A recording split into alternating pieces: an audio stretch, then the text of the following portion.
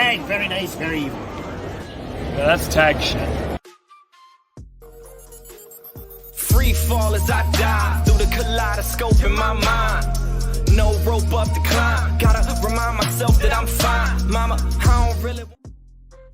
What up, Tag Nation? What up, Ninja Village? It's your boy ScooterRay here, bringing you another hot tag and Car Chronicles reviews all in one video.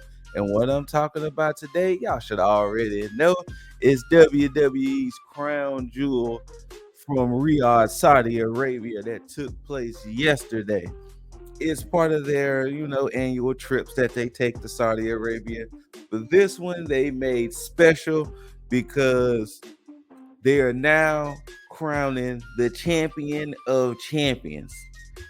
This pay-per-view was headlined by the fact that for the first time ever, there will be a women's champion of champion, and there'll be a men's champion of champion. There are 7 matches all through this card.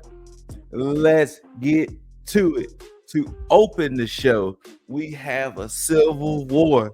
We got the original bloodline of Roman Reigns, Jey Uso, and Jimmy Uso versus Bloodline 2.0, the new bloodline, however how you want to call them. And the team tonight will consist of Solo Sikoa, Jacob Fatu, and Tama Tonga. And you got Tonga Loa out there just in case things get a little hectic. He can solve the problems. Now, for this to be the opening match, it was a pretty good starter. It was pretty good. And it also gives you that prelude of what's to come, because we know later in the month we have Survivor Series, and this was just like a little taste. This was like a little taste of what's to come. And the action was there, the drama was there, the storytelling was there, because you still have that uneasy alliance of Jey Uso, not only still teaming with his brother Jimmy, but definitely Roman, because if you followed the Bloodline saga, you know Roman was a little to everybody in the Bloodline, and Jay like, hey, prepperish form always remembers. So he ain't ever forgot. And excuse me, he sort of forgave Roman on the SmackDown before, but his thing was, hey, if we're gonna do this, we're all equals. There is no more, you over everybody else or whatever. No, we're all equals in this thing. And Roman kind of hit him with a yeet, and that's where we at. And 6-man tag. Now, I will say this. Though the original bloodline looked good, I'm not gonna lie to y'all. I'm not gonna hold y'all. The new bloodline, or bloodline 2.0, or Solo's bloodline, however how you want to call it, they was looking mighty good as a team. And you had minimum, if I remember correctly, you had minimum interference from Tonga Loa. And what also makes it great, I don't know who made that decision, who decided to pull that trigger, but Jacob Fatu has been not only a great addition to the bloodline, but WWE altogether. However, how this thing ends and how it all, whatever happens, Jacob Fatu is going to be a star. He's going to be a star. Simple and plain. The man is just, yeah. But the closing moments of this match did see the infamous ref bump. But coincidentally, Roman was the legal man. The ref took the bump. Roman beat up Tama. Roman beat up Tonga. Once again, the minimum interference. It was Jacob. Now, if you're going by rules of WWE, technically what Jacob did would have resulted in a disqualification, because with Roman being the legal man and Jacob not, because it was Roman and Solo were the legal men. But Jacob just ran roughshod. He beat down Roman. He beat down the Usos. He hit Roman with a splash and everything. It was just crazy. And then while the ref was kind of recovering, Solo caught that boy Roman with 2 of them Samoan spikes. And 1, 2, 3. Bloodline 2.0 gets the dub. Once again, minimum interference, minimum shenanigans. It was like that was gonna be about as clean as gonna get when it's dealing with the whole Samoan Tongan dynasty. But then after the match, beatdown. It was beat down city. You know, they was beating down Roman. They was beating down the Usos. And during the course of said beatdown, the crowd was cheering from him. You say his name and he appears, and I wasn't talking about Joe Hendry. It was Sami Zayn. And if you saw Monday Night Raw, you saw one of the closing moments between Sammy J and Jimmy was Sammy was talking to Solo Sikoa. So of course, he's like, yeah, Sammy's gonna be on our side. You know, Sammy's gonna ride with the crew. You know, we got Jey Uso in the corner. And you know, Jay did famously tell Sammy, you ain't family, big dog. You ain't, you know, this is a family matter. Stay out this thing.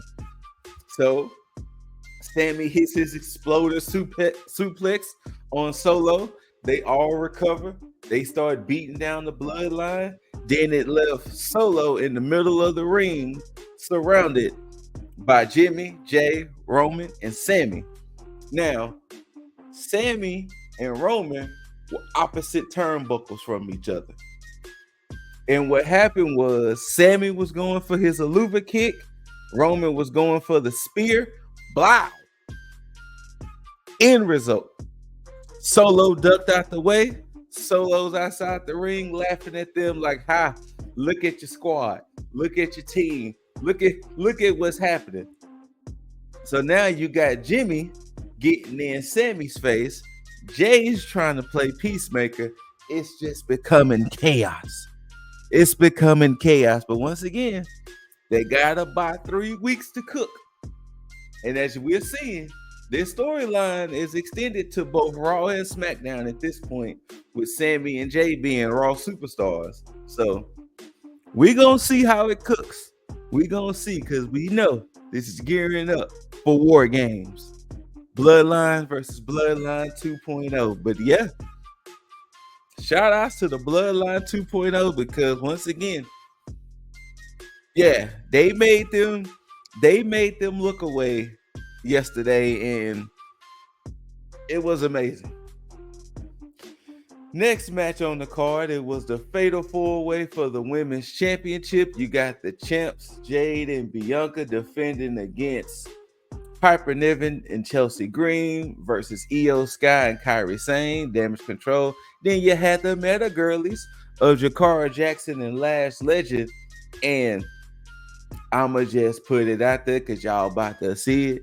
These 8 ladies was looking good, because you know when they in Saudi Arabia, they have to wear special uniforms, special attire, and all 8 of them, all 8, styling and profiling in their units. Because as you just saw, hold on, let me go back. Kyrie and Io, Chelsea and Piper, the Meta Girlies, Jakara and Lash, and then you got the champs of Jade and Bianca. And this was not a bad match either. The only thing I did not like about the match, and WWE does a weird thing with differentiating. Since this was a Fatal 4-Way match, they did the whole rules of only 2 people in the ring at once and anybody can tag anybody. That was my one of 2 knocks against this match. I wish they would have did it Fatal 4-Way style, with one member of each team constantly in the ring, especially since matches like this are going to divulge into chaos anyway. Because when it truly got to the end, either I just didn't pay attention or something happened to where I didn't even realize who were the legal participants in this match.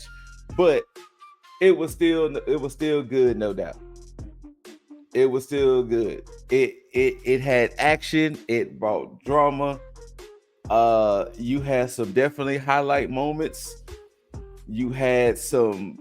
That's why I wish it was Fatal 4-Way style, because it would have had a little more of that tension, because you would have had 4 legal participants, and that a pinfall could have occurred like at any time.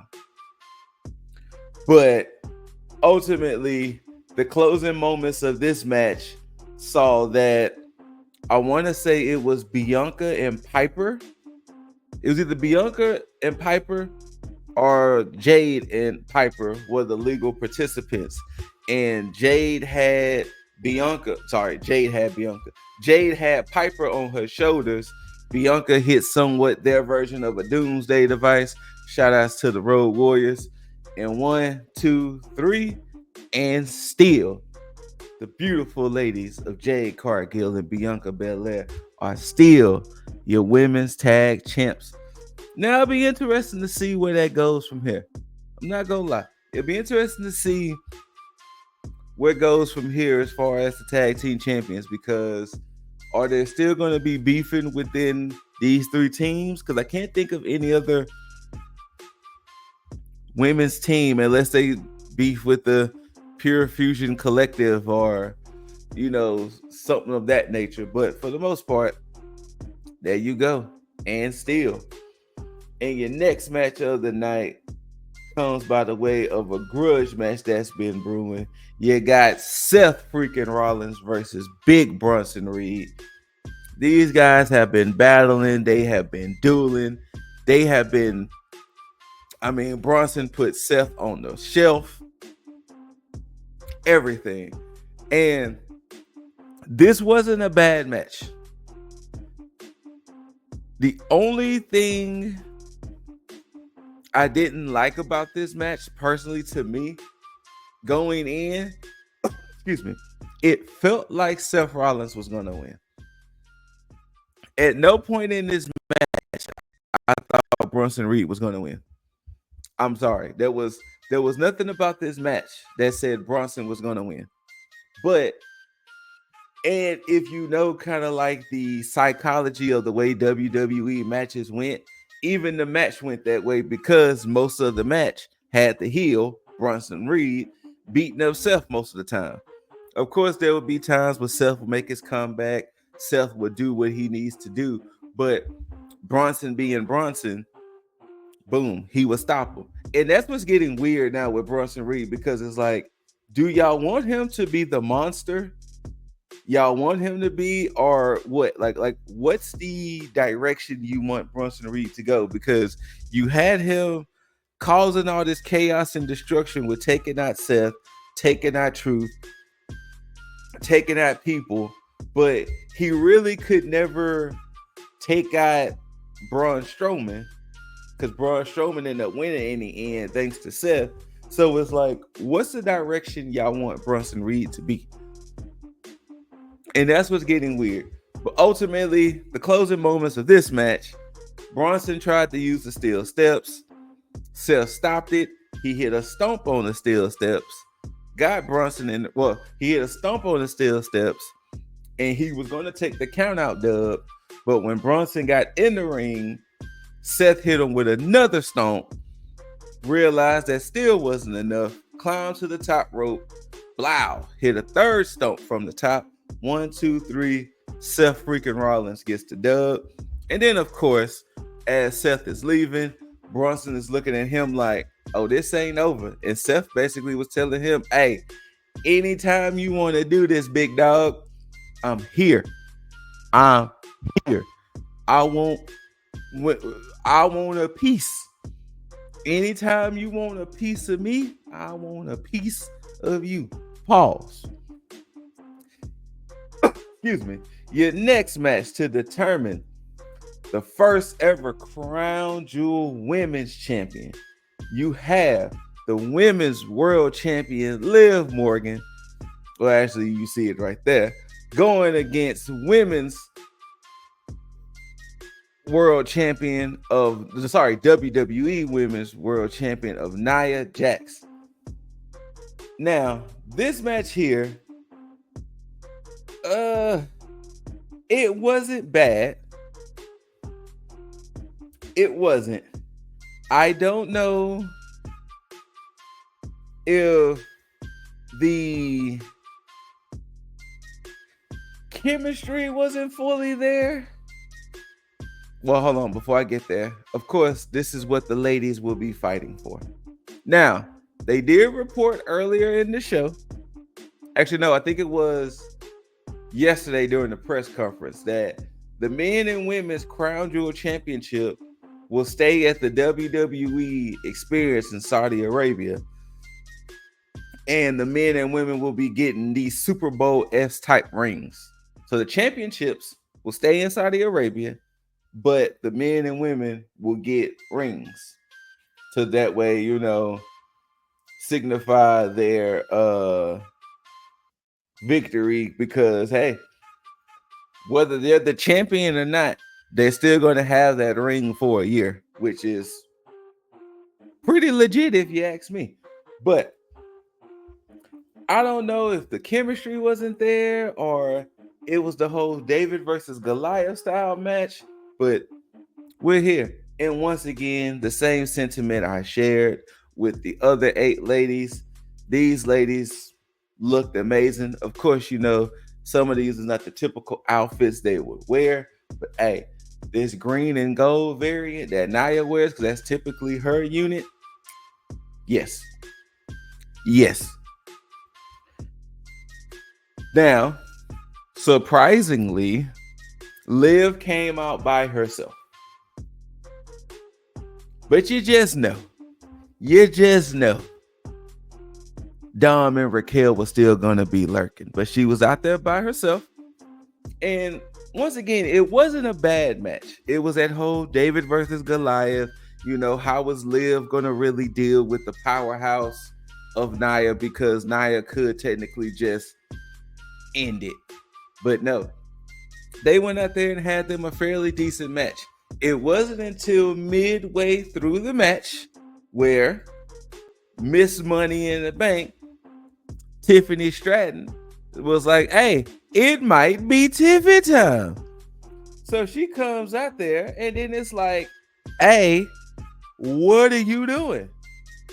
Now, this what makes this cash in kind of interesting, because how would this have affected the match? Because if she would have essentially turned it into a triple threat match, would it be whoever she pinned? That's who belt she gets, plus she becomes the women's Crown Jewel champ? Like, I don't think that was ever truly explained, which I thought was like an interesting thing in the match. But hey, we're here now. But she comes out there, she's threatening to cash in. Nia kind of recovers, because at the time, because at the time, both Nia and Liv were down. So Nia is looking at her like, girl, what is you doing? Get out of here. So of course, Tiffany is looking kind of dejected, looking kind of sad. And as she's walking off, the crowd is like, nah, girl, cash in. They was like, cash in. So she doubles back. And this time around, she was trying to cash in. And as you can see, Raquel Rodriguez was like, nah. Now, me and the Mrs. Ladybug, we talk about this all the time. We talk about the fact that how quickly wrestlers could get distracted and distracted adjacent, because it's like stuff that is happening outside the ring or whatever has nothing to do with you. While this is happening between Raquel and Tiff, Nia can still be beating down Liv. She did not have to worry about what was going on there and this, that, and the third, because when they essentially take the briefcase and everything, she does go out there because even Liv went out there. Nia goes out there and kind of runs into both Liv and Raquel. And I want to say Tiffany too, but I can't remember. So then she gets Liv back in the ring, which then prompts Dirty Dom to come out, distract the ref, which causes Raquel to knock Nia off the top rope because she was about to go for the Annihilator. When Nia recovers, blow, Liv hits Oblivion. 1, 2, 3. Liv Morgan is your first women's crown jewel champion. Let that be known is that belt damn near is about as big as her. Like, I don't think I have the photo and image for later, but she has that belt on her shoulder, and my goodness, is that belt huge. And that's for the woman's sake. But she does become your first women's crown jewel champion. And once again, this is supposed to be a tradition that they're going to do yearly. Liv being the first.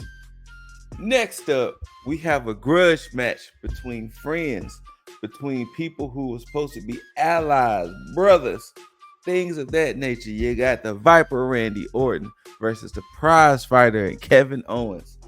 And the match never happened.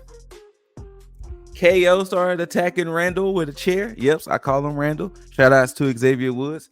KO started attacking Randall with a chair, and it just divulged into chaos.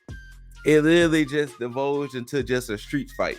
And I think what kept the people interested and what kept it interesting is that they just fought everywhere. They just fought everywhere, hitting each other with any and everything and just taking anger and frustrations out. Now, the way ultimately this ended was KO got Randy on some tables. KO jumped from a high point, hit an elbow drop, bloom. That was pretty much it. So I guess you can kind of say KO won. But otherwise, an official match never truly happened between Randall and Kevin. But next up, for the United States Championship, you got L.A. Knight, defending against Andrade and him, Carmelo Hayes, in a triple threat match. I appreciate what we've been getting from Andrade and Carmelo, even though I understand people might be kind of because it's like, oh my gosh, why do they keep fighting over and over and over? The way I look at it as, if you're trying to build up stars and if you're trying to build up who's next up, if the men are building chemistry with each other, what's wrong with turning it into something? And that's essentially what they did. They turned it into something to make it special. And of course, they threw LA Knight in this because it was like, hey, from the standings of both of these men, both of them would be kind of in the United States Championship picture. And when it came down to the 7th match, LA Knight was the referee and he kind of screwed both of the men over. And boom, that's how we get here. But yeah, it had action through and through. It had drama through and through. It had some false finishes. It had some moments to where, like literally, but the closing moments of this match was actually kind of cool because a little bit earlier, you had Carmelo hitting nothing but net. And I want to say he hit it on LA Knight and Andrade barely. And when I mean barely saved the match. But the closing sequence was kind of cool. Melo looking like he was going for like a Russian leg sweep. And as he had Andrade kind of locked, LA Knight ran up, grabbed Melo for the blunt force trauma, and took them both. And then boom, he pins Melo 1, 2, 3, and still your United States champion, LA Knight. Yeah. And the main event for the night to determine the men's crown jewel champion, you got the undisputed WWE champion Cody Rhodes versus world heavyweight champion Gunther. Now, this match has definitely been brewing because the last two Royal Rumbles, Cody eliminated Gunther. Gunther kind of vowed that, hey, when we go up against a match, because the Royal Rumbles were different. That's different. But when we actually do this for real and we actually go, nah, it's going to be your boy. So this was technically the first time match-wise they were going one-on-one. And personally speaking, I don't think they disappointed. Now, they did very much wrestle a very traditional, a very, I don't want to say paint by numbers because that sounds a little disrespectful, but it was a very traditional match because neither one of these two men are that flashy. I mean, I know Cody has like the Cody Cutter and the Disaster Kick, which are pretty much two flashy moves, but for the most part, they both fight in a very more grounded, more wrestling style. And Gunther did vow that he was going to choke Cody out. Like, that was his goal. I'm choking Cody out. And once again, these two men battle. I mean, Gunther's going to come in. He's going to hit hard. He's going to be just ruthless, savage. Cody's going to do what he has to do to get the dub. That's within the rules. He's going to try to use his speed. He's going to try to use his power. And, Cody got hurt. Yeah, I said he got hurt. And, that's what always helps. But yes, these two men went out there and did it. And I'm going to just say this, and I keep saying this. When it comes to Gunther, I am a grown man. Okay? I am a grown man. And Gunther be out there just chest chopping these people. And the sound of his hand hitting another man's chest. No.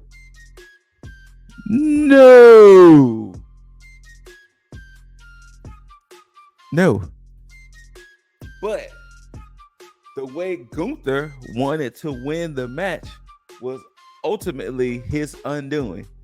Every time he got a chance, he kept hitting Cody with the sleeper hold because Gunther wanted to put Cody to sleep. Well, the last time he put Cody in that sleeper hold, Cody was able to kind of did the infamous roll back. Gunther wouldn't let go. 1, 2, 3. And your first men's crown jewel champion is the American Nightmare, Cody Rhodes. As you can see, Cody's holding up that giant championship himself. And we also get the closing moments of both. Look how huge that belt is on Cody's waist. Like, my goodness. But yeah, so congratulations and shout outs to both Cody and Liv for being the first men and women's crown jewel champion. And after the event was over with, during the little post show, they were basically back there talking about the event, because they didn't do like the questions and things like that. It was the presentation for Cody and Liv, and then you had certain wrestlers come and talking with Jackie Redmond and Big E at the desk. But as you can see, very successful night, very good night. It wasn't bad wrestling that happened with the show. I mean, the Saudi shows are going to always have a bad rep regardless of where you stand. They're going to always have that bad rep, bad negative light on them. But if you can try to see past that and look at what's happening, the wrestling, the matches, and what they're doing isn't bad. And like I said before, both of those titles will stay at the WWE experience in Riyadh. And this is what Cody and Liv are gifted. Now, upon things being live, of course, Cody's ring didn't fit. So most likely they're going to have to resize Big Cody's ring because he going to lose his finger. He going to lose his finger trying to wear that ring. And I told Mrs. Ladybug, as special as this ring's supposed to be, don't leave it in my possession. Y'all take it and y'all just give it to me every show. Don't make me responsible, because God forbid I don't want to misplace it. God forbid if somebody tried to rob me of it. So y'all hold on to it and y'all just give it to me before every show, because I don't want it. I mean, I want it, but I don't want it on my possession at all times. You're not about to make me responsible just in case something happened to this beautiful / expensive ring. But yeah, WWE Crown Jewel as a whole, ladies and gents. Later on in the month, November 30th, we got Survivor Series War Games. I can't say it like Regal. I'm not going to even try. And as far as we goes, Lip Dizzle is still your predictions champion. He won by some technicalities, but hey, champion is still champion. Shout outs to my brethren. Once again, Lip Dizzle, still champ. Jaeger Bombastic and Juggernaut 097. Shout outs to my ninja fam of Aranya Miss and Cosmic Boss. Shout outs to Ari and anybody out there in the T.A.G Nation and the Ninja Village. Thank y'all for tuning in, and whether you loved it or hate it, don't forget to rate it thumbs up, thumbs down, like, share, subscribe to both T.A.G and Less Than Stealthy Ninjas. After you subscribe, you got to hit that notification bell or tag that notification bell so you can be notified for all videos across everything. Just go ahead and just be and welcome yourself into the ecosystem. There's nothing wrong with being part of the T.A.G Nation and the Ninja Village. Just be part of both ecosystems. And until next time, ladies and gentlemen, love one another, take care of one another. Love yourself and take care of yourself. Hold on, I got Lady Bella talking to me right now. Trying to see what she wants, trying to see if she wants to talk to the people. But until next time, you beautiful people out there, don't forget to tag out, because we're trying to make the village proud. Peace.